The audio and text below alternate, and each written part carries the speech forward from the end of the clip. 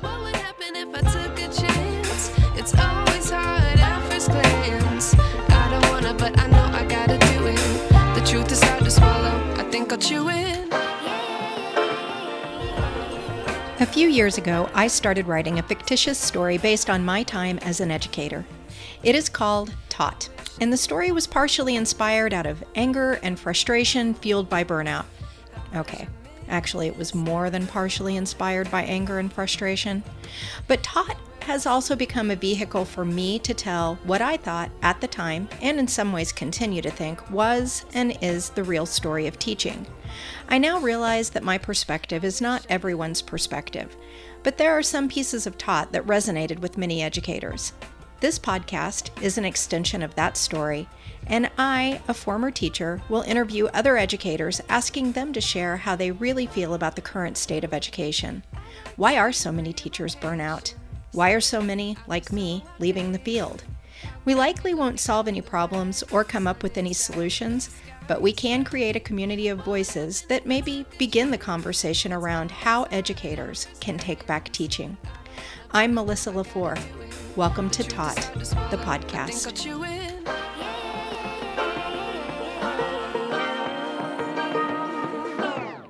I like to be educated, but I'm so frustrated. Hello to my loneliness.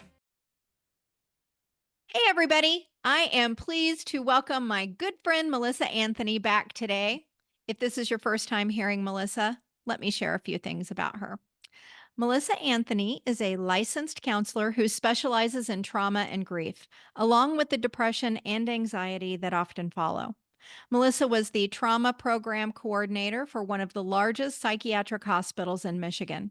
Additionally, she has experience working with folks in crisis with imminent risks such as suicidal ideation, homicidal ideation, and psychosis. These days, she has a private practice and works abroad in Portugal with her husband and 2 children. And today, Melissa is here to chat with me about a subject that is her specialization and really important for educators as we begin another school year. And yes, I'm talking about trauma. Melissa, thanks for coming back and helping us unpack this. Thanks for having me, Melissa. I genuinely appreciate you and what you're doing. I've dedicated my professional life to trauma. It's something I feel pretty passionate about. I have teachers in my family. I have teachers on my caseload. I have a real heart for this population. So I've been looking forward to this. Me too. Well, I'd like to start out by actually, if you don't mind, just defining what actually constitutes us to use the trauma label. Because at the end of the episodes, when I'm interviewing teachers, I usually ask whoever I'm interviewing, tell us about when you've experienced either secondary or firsthand trauma due to being an educator. And I've noticed that a lot of people shy away from identifying that they themselves have experienced something that they would label as trauma. So, can you give us an Mm. idea of when we should use this label and maybe when we shouldn't? Oh, I love this. It's a great question. I think a lot of people, when they think like trauma and PTSD, they think, um, huge, horrible, fiery crashes and veterans and all of this. And that's part of it. But really, trauma is symptoms. PTSD is symptoms. And it's really based on perception. So just because something bad may have happened to you, if you don't have the symptoms, we wouldn't necessarily label it as like PTSD, but you could still perceive it as trauma. An example I use is if person A and person B get into a car crash, person A steps out of the car and goes, whew, I got to get a rental car. I got to call my job. I got to get back to work. It doesn't really phase them after the event has occurred. Whereas person B gets out of the car and goes, I'm never driving again. Yeah. So it really has a lot to do with just perception, and just knowing there is a difference between big T traumas and little t traumas. A trauma could be something as small as, well, small, right? In quotes, as I don't feel like I'm a part of the culture of my school, or I didn't make the baseball team, right? Like that, those could be little t traumas, but still, it hurts. So I think perception and I think symptoms when I think trauma. If you're struggling, there's something possibly traumatic behind it. Yeah, Mhm. as you say that, it makes me think, and you used a really good example. Perhaps if someone is in a situation where they are not being accepted by their school community, um, and how that might be a little T trauma, but the symptom's going to be there. You're still going to Hmm. get that catch in your chest every time you have to go to an in service, which is what a lot of teachers are doing right now because they're getting ready to go back to school. And who are you going to sit with? And what if they call me and I make a fool out of myself, and nobody likes me already? So, as opposed to, somebody comes in and brings a gun into the school or something, which would be Beautiful examples of such a big being one. healthy. Yeah, Yeah. beautiful examples, and all of it's valid because really it's about what's going on internally within Right. me. We don't get to the person on fire dictates what's going on internally. We don't look at a situation and say, "Oh, that's traumatic," or "Oh, that's not." That's not our call to make. I really like that as a baseline there. And I love what you just said. The person that is experiencing it gets to decide when it's Yeah. trauma. Okay. Mhm. Okay, so when I was researching for this, I found an article. It's an Edutopia article, which is a pretty popular teacher website that we use for all kinds of things. But the article was written by Emily Donahue back in 2018. And incidentally, Emily is a freelance journalist, but she also I think she might still be a current teacher. So I got in touch with her and she gave me permission to read part of her article. And I felt like it was really a good jumping off point for this discussion. So I'm going to start with a portion where she is discussing some points that were in the book, The Body Keeps the Score. And that book is by Bessel van der Kolk. And I'll put those links to Emily's article and the link to that book. Um, so she's talking about how points and how the things that from the book, how they affect classroom educators directly. Mhm. So, teaching can be an especially fraught profession for people who struggle with emotional regulation. Even traumatized patients who are making real contributions in teaching expend a lot more energy on the everyday tasks of living than do ordinary mortals, writes Bessel van der Kolk in The Body Keeps the Score. Van der Kolk explains that many people who have experienced trauma develop a faulty alarm system that's easily triggered by minor events. For instance, someone who's been through trauma may read an expression of mild irritation as anger or interpret constructive criticism as a threat. Moreover, once their fear response is activated, it can take longer and be more difficult to calm down. Though don't take things personally is common and valuable classroom management advice, even teachers who aren't facing their own demons sometimes struggle with it. But for teachers who are wired for hypervigilance, not taking things personally can feel almost impossible. They Mhm. marvel at their calm, collected colleagues whose voices never seem to quiver with irritation or anxiety, who seem easily able to stay in control. Mm. What are your thoughts on this? Great book selection. I mean, this is the book that a lot of trauma therapists know, and they know pretty well, right? It is a very clinical and heavy read, but it explains a lot about what's going on with our systems. Bessel mentioned an easily triggered nervous system. Yes, to just take this concept and break it down a little more tangible, it's like a light switch analogy. When you're a child, we'll say, and you're growing up in an environment that's very chaotic, or maybe there's people in that environment that aren't safe. Every time you're in a situation where you just fear your safety, it's like we're triggering this light switch. We're turning on a light switch. We're turning on a light switch. And the more that light switch gets turned on over the duration of our life, the more easy it is to trigger, right? So another analogy I like to think of with people is imagine your life as a strand of Christmas tree lights. And on this strand represents different sized bulbs of just rotten things that may have happened to you over the course of your life. When something happens today that even remotely reminds you of the past, it's as if somebody's walking up and plugging on that entire strand of lights. Mhm. Everything is lighting up. For example, if you had a mom that was very critical, we'll say, and the only way to kind of survive her was to just shut down, shut down, shut down. And then here you are going about your life, and we have a parent of the classroom who's overly critical. Those Christmas lights are going to light right up. Your first initial response is going to be, I'm going to shut down because this is what we've done.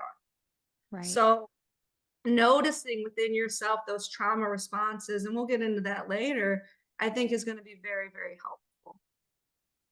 Yeah, I Yeah. can see that. And I think that even that little passage alludes to what you said, that Mhm. what we perceive as trauma is different for each of us. And Mhm. when it's engaged, you just go right into that space, even if you don't necessarily want to. And it can look like everybody else has got it figured out. Yeah. So, I'm always fascinated to hear this from a professional's perspective too. I'm not always I don't think when I was a classroom teacher, I always knew when my trauma response had been engaged until I was well into it. Mhm. I know that field trips, this is going to sound ridiculous, but field trips were so hard for me. I Oh, dreaded yeah. them for days. And Oh, there yeah. was something about being responsible for everyone's children outside this little room where I could control everything Mhm. that just really set me off. So just minor I mean, I was on edge, I wouldn't sleep. Even after the field trip was over, I couldn't come down from it. I was not a fun teacher to have on your field trip with you. And I think it engaged some things that had happened in my past where I had to caretake as a child, my brother and sister. Look Um, how you you know, connected the dots. That was beautiful. That's your Christmas lights, like the past is present. Beautiful insight.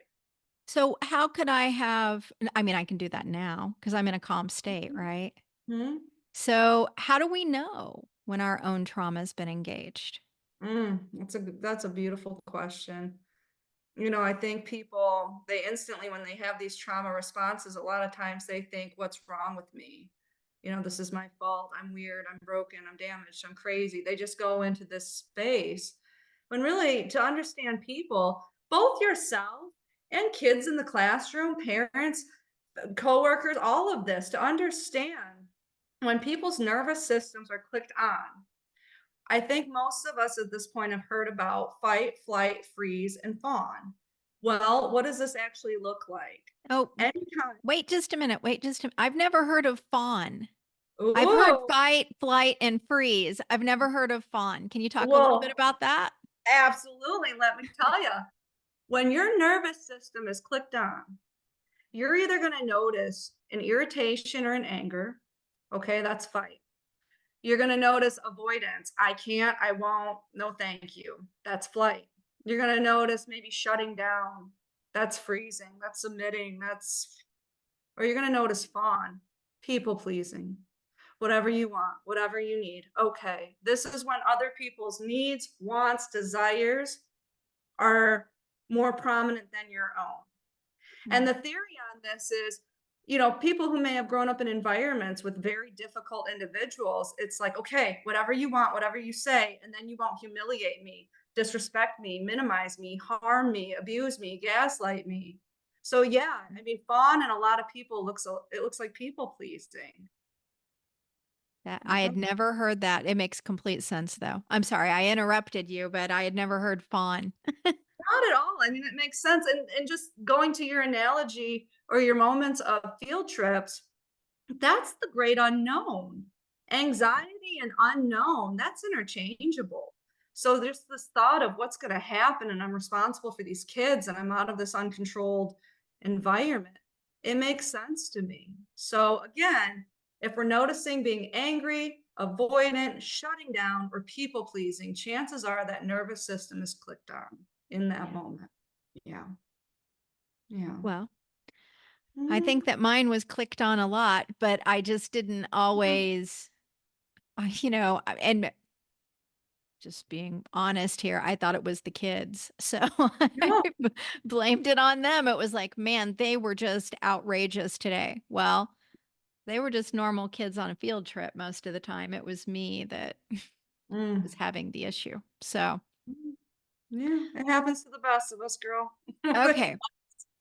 Yeah. So I'm on the field trip Hmm. and let's just pretend because I'm no longer teaching. Thank goodness. Love it. But some of you out there are going to go on field trips this year or your own things are going to come up. So we'll go use mine though. I'm on a field trip. Love What it. are some things that I could actually do in the moment Mm. once I'm triggered? It's beautiful. Um, First and foremost, the answer, and a lot of people probably won't like this, but the answer is not to avoid the triggers. If you called into work that day and said, cough, cough, I'm sick, I can't do this, I'm not going into this field trip, in the moment, you would find peace. You would go back to bed, maybe watch some good TV, let another teacher deal with this. But, and you as both a mother and a teacher can probably understand this analogy. I'm going to ask you a question, Melissa. You Okay, ready? I'm ready. Okay, let's set the tone. You're at the store with your child, and your child goes, I want a toy. No. And just throws an ever loving tantrum in the middle of the supermarket. Do you buy that kid the toy? No. No, no. Because if you do, you feed that beautiful little monster. You tell that child, like, if you scream and shout and holler, you will get what you want. And unfortunately, with anxiety and triggers, it's pretty similar. The more you avoid, the bigger they become. So you face it head on. Yeah. What are things you can do? Well, off the top of my head, I would say first, notice it in your body. Get to know your body. Notice when you're triggered. Notice what it feels like. Act accordingly, right? You can, in the moment, say, okay, am I unsafe or am I uncomfortable? This is a good reality check. Am I unsafe in this moment or am I uncomfortable? You then can say, okay, well, I'm uncomfortable. Is this a good uncomfortable or a bad uncomfortable? What I mean by good uncomfortable versus bad uncomfortable. Sometimes you can turn your tormentors to teachers, meaning, let's say your entire life you struggled with, we'll use people pleasing, we'll use that analogy, where I find myself just giving and serving and doing more and more and more and more. Well, you're going to find yourself in a lot of those situations and you're going to be tormented in a lot of situations until we find the tools, the outlet, the help we need, where we say, okay, this time I'm not. This time I'm going to set the boundary. This time I'm going to put myself first. This time, this time, this time. Mhm. And you learn from these moments. You learn. You tell yourself, I've been on other field trips. They turn out fine. They're always fine. I might have been a caregiver when I was a child, but this ain't that. This Right. ain't that. I'm grown now. I have power now. You can give yourself other reality checks of like, will this matter in a week from now, a day from now, a month from now? Um, and if your triggers involve like other people, you can remember some people. I heard the best quote the other day. I loved it. Some people are eagerly offended. Eagerly offended. Sometimes you are going to have individuals where you can handle everything perfectly and beautifully, and they will still come at you offended.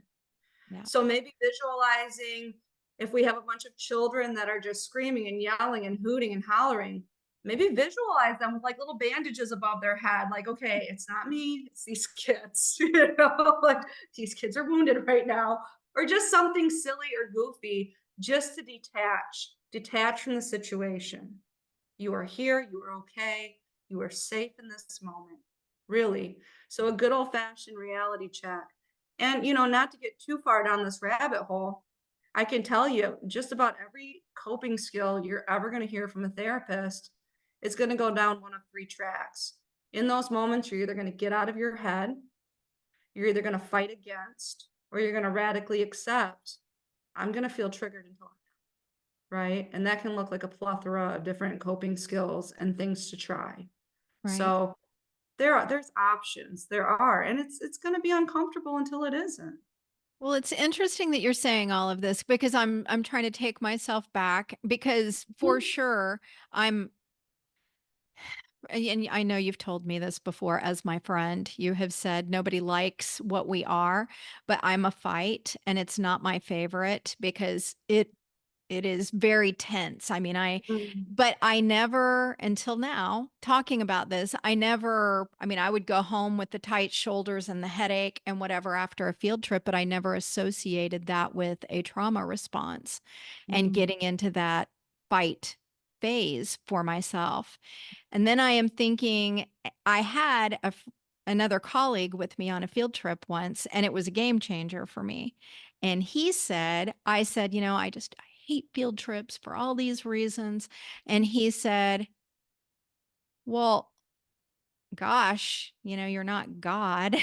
I mean, these yes, are creatures and they have their own yes, minds, and you're not going to be able to stop them from doing everything that they're going to do. I don't look at it that way. I set down the rules. If somebody breaks a rule or if some weird something happens, I don't take that on as my fault. And I very was like, good. whoa. I mean, Mm, it had never occurred to me to look at it from that lens, and it mm, forever changed field trips for me. yeah, And I thought what was in that article. I thought, well, that's easy for him to say. But it was easy for me to remember him saying the next time I was on the field trip. So, mm. And that although was a beautiful example of track 2, right? Like, getting out of your head would look like, I don't know, counting the stars or thinking about colors, but what he did there was track 2. I'm fighting against this fear. I'm just gonna be real and blunt with myself, and it does, it kinda helps shrink that. I Mhm. do enjoy, thinking of the children in silly ways, though. That Yeah. appeals to me as well. So I am visual. Okay. Mhm. Like, it's not me, it's these kids. Yes, yes. Picture him with little devil horns, like, Yeah, "What can I do about that?" So, whatever makes you yeah. happy, yeah. Mm, Okay, so moving forward, so mhm, hopefully I'm just gonna kinda cover what I think we have talked about. So for anyone listening, when we are triggered, we know that we are triggered by first listening to ourselves, mhm, feeling whatever physically that we're feeling, and then mhm, kind of trying to stop and say, well, I notice I've got a headache. I've got some shoulder tension. I'm feeling like, everything's a really big deal now. And mhm. then kind of saying, am I getting into this freeze, fight, flight, or fawn stage? And if you find yourself there, then trying to come up with a way to get yourself to either reframe the situation or get out of your head so that you can look at it a little bit differently and start making yourself feel safe again. That was So, a beautiful wow, that was damn good, yes. Because ultimately, if your Christmas lights are on, nobody's responsible for unplugging them but you. Like, well, that's and I think we all true. want to. I think we Yeah. all want to Yes. unplug them when we find out that Yes. they're on. It's like, man, Yes. this is summertime. What are those things Yeah. going on? It's not Christmas. So, And for what it's worth, my fighters always wanna be flighters, my freezers always wanna be fighters, like, it's one of those, the grass is always greener on the other side. But the beautiful thing is, when you start noticing your nervous system is on, you can sit there and say, "Okay, I feel it. I feel that rage." When my nervous system is on, it feels like a little burning rage in the middle of my chest, and I go, "Oh, yeah, okay, it's on." And I've gotten to the point where I can, not always. Now, look, I'm not walking on water over here, but a lot of the times I can notice this feeling and I can say, okay, in this situation, can I fight this person? Should I avoid this person? Should I just shut down and kind of wait for this to be done? Or should I just kiss this person's ass to get through the moment? These are not bad things. Like, sometimes your body requires you to do certain behaviors just to survive the moment, and that's okay. yeah. You don't always have to be a fighter. You can really sit and just think, okay, I want to fight. but I'm going to choose not to. I'm going to choose to just avoid this situation. And wow, talk about getting to know yourself. Talk about like self-actualization. Whoo! But Easier. that is very powerful for educators Yeah. because you have a parent come in and they are engaging you and it's putting you in that space. I Oh yeah. mean, Oh yeah. there are certain things you can't do and situations that you have to do things that maybe aren't going to come naturally for you. So, I think that was a really good summary of the options and how they can be helpful Mm, and analyzing them before you just kind of let that little nervous system Christmas light thing take over. absolutely. Absolutely. And with the kiddos, I was kind of joking, like just picture them with bandages around their heads and they're broken. And I know that's not everybody's jam with kids. Kids are lovely and they're beautiful. And a lot of times they're the product of their environment. You can absolutely look at parents as like, okay, this person hurt people, hurt people. There is a reason why they are eagerly Mhm. offended. There's a reason why they're coming at me so angry and so upset. And it is not about you. They're going through a pattern that they have done before you that they will do after you. But in that moment, you just happen to be riding that pattern of theirs with them. So even that kind of helps just really see it for what it is. It's not always about you, and that helps. It helps. It helps to personalize it. Yeah. Yeah, I can see that. And Hmm. I'm sitting here thinking this is great stuff. And I wish that I had listened to our podcast before I was teaching one school year, but I also know this about me. I Yeah. forget things pretty easily. Mm. And is this like, if you supposedly, I wouldn't know because I don't do this, but like if you exercise certain parts of your body, you can prevent injury later. Is there like any methodology that we can do around having our trauma response triggered and practice things we can practice Oh, to kind of set ourselves up for success? Oh, I love that. Yes. Sometimes it's just a good old fashioned reframe. So let's say hypothetically, I get really angry and I just want to yell at people. I just want to yell at people. And then here comes this parent into my classroom, and boy, are they hot, right? They're coming in hot. I can look at this as okay, this is going to be a challenge. Like I'm up for the challenge. I am not going to let this person get the best of me. I'm going to thrive in spite of them. So instead of looking at it as oh no, oh no, oh no, we're looking at it as I'm a track star and I'm going to jump this hurdle and I'm going to survive this. And the more that you can practice that, it's muscle memory. It will grow just like the body. It really truly will. Other things you can do to just cope, protect yourself in those moments and beyond. Get yourself some damn good therapy. Therapists are like any other profession. You've got your good, your bad, and your like trust me, like really. And I think a lot of teachers can relate in this field. Sometimes you have really great rock star teachers, and then other teachers where it's like, oh my goodness, how did they get this job? And that's okay. It's like any profession. So find yourself a damn good therapist. It's critical. It's crucial, especially if you're struggling. I mean, they're worth their weight in gold. And Secondly, oh it's yes, go interesting that ahead. you say this because, and as Yes. you say with teachers, I always tell families because I do a little side things where I help families now too who Mhm. are struggling within the school system. And I always say not every teacher is a good fit for every student, and not every Exactly. student is a good fit for every teacher. So I'm guessing it's the same with therapists because I have had friends that are like, oh, I went to this fabulous person, blah, blah. And another friend's like, really, I did not have that experience because Mhm. it just wasn't a good fit. Oh, beautiful point. Sometimes they can be a great therapist. They're just not a great therapist for you. And Right. that's okay. Some people really like the, oh my goodness, tell me about your feelings and just lovey, snuggly. I'm more of like I like the no BS approach, and I don't the hardened like what the f is wrong with you kind of therapist. I don't think there's a right or wrong. I don't. Um, I would say other things too to know. You're human first, right? Teachers, my heart goes out to teachers. your entire being is more than your professional identity. You're allowed your boundaries.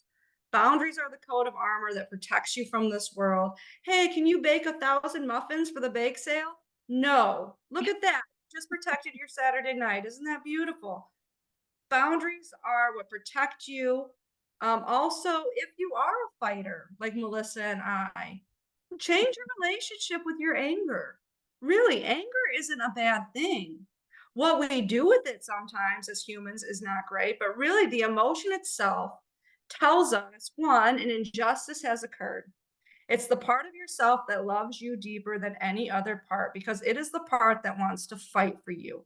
This is the part that wants to protect you. If somebody hurts you or disrespects you, that is the part that comes up and says, whoa, that wasn't fair. I deserved better. That's amazing. So, oh, yes, anger is not bad. If you're feeling anger, chances are there's an injustice occurring and validate that. I mean, also check, is this perception or is this reality? That's a thing too. But if anger's hitting, there's probably a reason for it. And I notice a lot of people in session, they'll feel anger and they'll say, what's wrong with me? I shouldn't do this. I shouldn't feel this way. Oh my goodness. Well, have you ever asked why? It makes sense. It makes sense if we're looking at it from an injustice perspective. Yeah. Anger loves you. Intention versus presentation. Anger loves you. I'm Mhm. going to keep that. I'm going to keep Yeah. that for sure. Mm. Mm.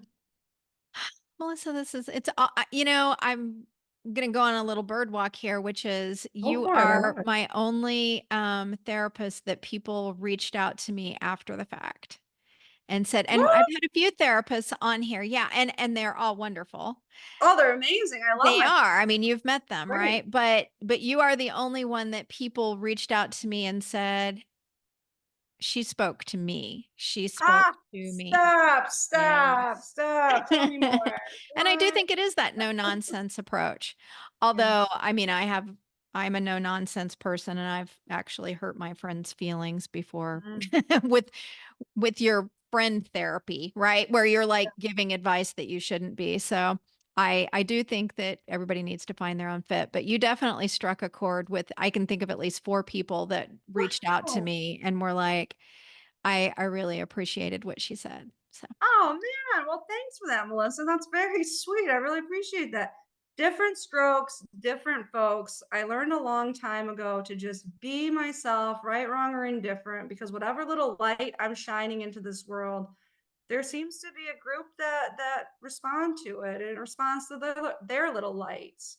yeah, So thanks a lot. That was really kind of you. Am I turning red? I feel like I'm blushing. you are not turning red. All right. So as we wrap up, what would you like to leave our listeners with? Ah, boy, in the world of trauma, I think I told you when we were talking about this, this is a topic you could hand me a microphone and I would speak like 3 hours on, right? Because I love this topic. But I think the best way to serve this audience, I would say knowledge is power. Know thyself, okay? Know thyself. As a trauma counselor, I think many people feel as if they're broken or weird or damaged, but they're not, due to life experiences, grief, childhood abuse, neglect, broken relationships, etc. People adapt to the best way they know how. And when people think trauma, they think flashbacks, intrusive memories, nightmares. That's absolutely a thing for some, but for many, here's what common trauma responses look like. These are what I'm seeing in session. So if any of this resonates with you, maybe sit back and ask, okay, where did this come from? And if you don't know, float back to the first time you felt that way. Usually there's going to be a little memory attached there. So what I see in session, I see either overly weak or overly rigid when it comes to anything to do with power, control, or boundaries. I see people pleasing, anger, numbing, avoidance, feeling shut down, feeling unmotivated. Perfectionism is a big one because I have to do everything perfect by the book or else I'll get made fun of, humiliated, mocked, teased. It's got to be perfect. This usually stems from like overly critical people in your world. Let's see, what else do I see? Feeling as if you can't be honest or transparent or assertive with yourself or others, feeling detached, zoning out, overly jumpy, anxious, panicky. I see addiction, including workaholics, anything to distract, work, work, work, work, work, work, work. But I would say, in my experience as a trauma therapist, I think the number one symptom of trauma is self hatred or that loud inner critic. You were not born in this world hating yourself. You weren't. So maybe take a pause and instead of believing these feelings as fact, you get curious about it. Start asking, where did it come from? Because self-hatred is a defense, it's a defense mechanism for trauma. So again, self-hatred is a defense mechanism for trauma. If we're looking at people who may have been abused as children or in painful relationships or situations they couldn't escape, you can't always run or fight. You can't always tell others what's happening. So you shut down. You wait for it to pass. This is often the birth of self-hatred because self-hatred keeps us shut down, quiet, invisible. And it may have served a purpose at one point in your life. But if you are no longer being traumatized, then it is no longer serving you, right? And if this is resonating with any of the listeners, hear my words. You are allowed to outgrow and evolve from your relationship with your self-hatred. You are not your self-hatred. This is a part of you. And it's okay if you don't have the answers yet on how to do that, but there are websites like psychologytoday.com. Again, psychologytoday.com. They can help you match with good therapists in your area for free.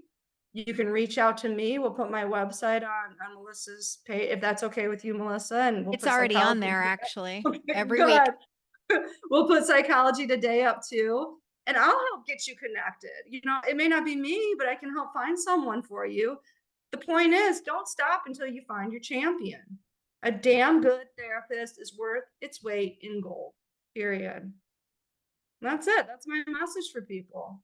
I think Yeah. it's a really good one, Mm, especially as we head into the school year, because so I'm going to bring it together with the burnout. please. I think this is a crucial piece of burnout, which is that shutdown, which is I can't get my needs met. So you become apathetic. Why even try?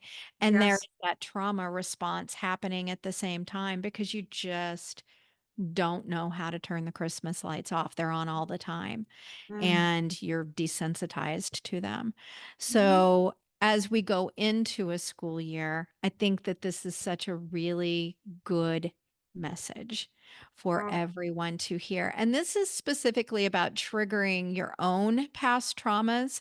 mhm. Um, I know you agreed to do a second episode with me where we're going to go through some of the strategies I'm sure are going to be the same, but what happens when you are in a traumatic situation at school and you Mm, absorb some of that secondary trauma?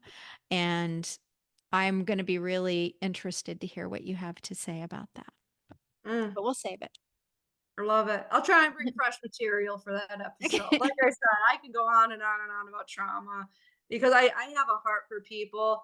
And if I had a nickel for someone who was really just having trauma responses and thinking that they were some sort of deviant person, y'all stop. Yeah. Just stop. Love each other. There's probably a reason. Oh, I could go on and on and And on. what But I'm hearing is love yourself.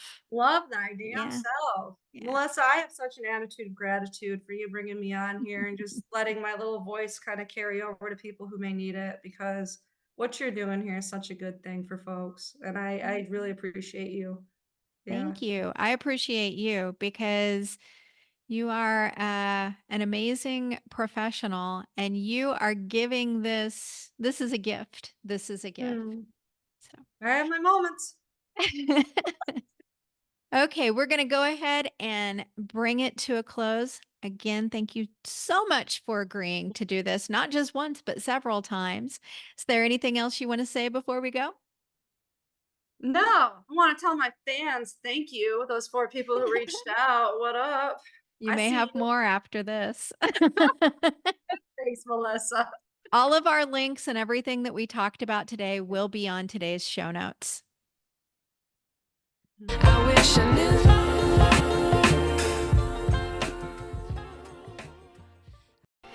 Today's episode was produced and edited by me.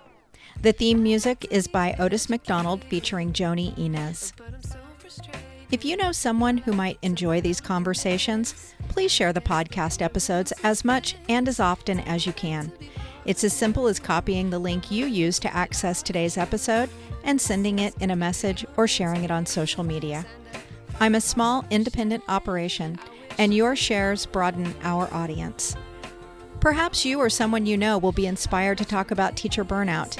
If you would like to get your voice on my podcast, contact me via the link on my webpage, taught.buzzsprout.com. Coach, speaker, and author Rashid Ogunlaru said, "It may take many voices for people to hear the same message." Join me in being one of the many voices rising up to get the message out around educator burnout. This is Melissa LaFleur. Thank you for listening to Taught, the podcast.